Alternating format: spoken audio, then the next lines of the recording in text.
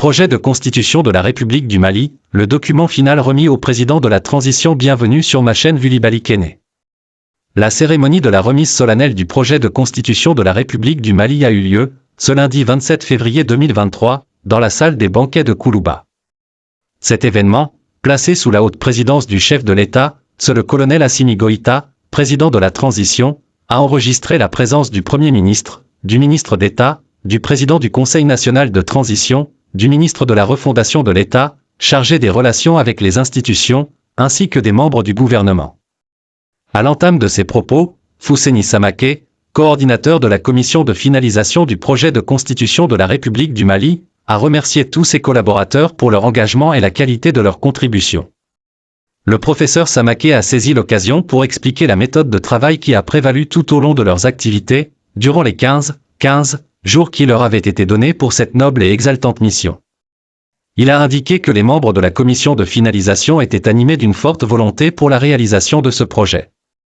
Ce qui explique leur participation sans faille aux différents travaux.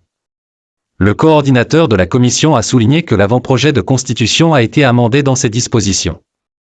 Des parties ont été supprimées, certaines fusionnées et d'autres reformulées, a-t-il précisé. Selon M. Samak, certaines dispositions de l'avant-projet ont été simplement reformulées et des rajouts ont été également faits.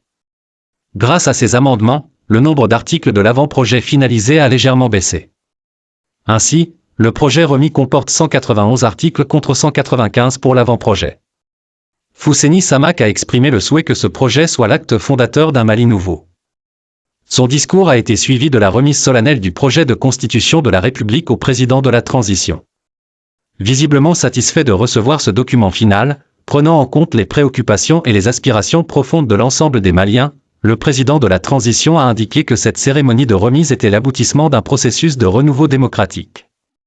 Le document final, que je viens de recevoir aujourd'hui, cristallisera, à n'en pas douter, l'espoir de la nation tout entière quant à l'instauration d'une véritable démocratie, a expliqué le chef de l'État qui reste convaincu que face à la diversité des opinions et même des intérêts, des compromis sont possibles, des arbitrages sont tout aussi nécessaires. Selon les précisions du président Goïta, à toutes les étapes de la rédaction de l'avant-projet de constitution, nous avons tenu à donner un caractère pluriel et inclusif aux différentes commissions. La base juridique du Mali pourra se raffermir progressivement, mais l'édifice national ne tiendra définitivement qu'avec l'engagement de tous et de chacun, a conclu le président de la transition. L'ambassadeur Seydou Koulibaly, secrétaire général du ministère des Affaires étrangères et de la coopération internationale, a reçu en audience, ce mardi 28 février 2023, M. Mohamed Amin Ben Aouen, chargé d'affaires à Point-I de l'ambassade de Tunisie au Mali, en présence du chef de cabinet du ministère des Maliens établis à l'extérieur et de l'intégration africaine, M. Mohamed Agé Al-Bachar.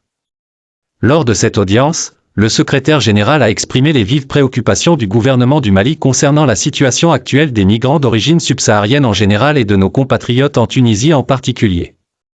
Il a qualifié d'inacceptables les scènes de violence physique, d'expulsion de leurs bâtiments ou d'expropriation de leurs